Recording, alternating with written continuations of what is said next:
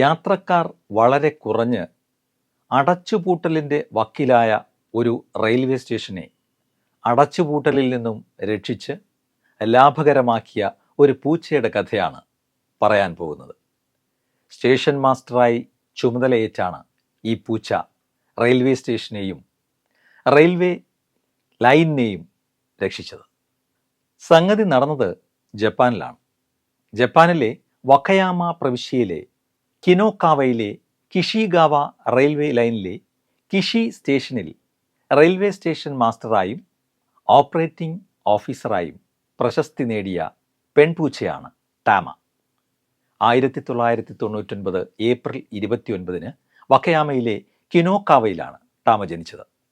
16 വയസ്സുവരെ തിളങ്ങി നിന്ന പ്രഭാവമായിരുന്നു ടാമയുടേത്.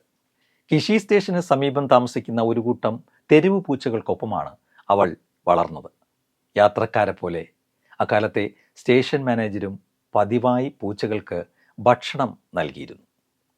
റെയിൽപാതയിലെ സാമ്പത്തിക പ്രശ്നങ്ങൾ കാരണം 2004 സ്റ്റേഷൻ അടച്ചുപൂട്ടലിൻ്റെ വക്കിലായിരുന്നു.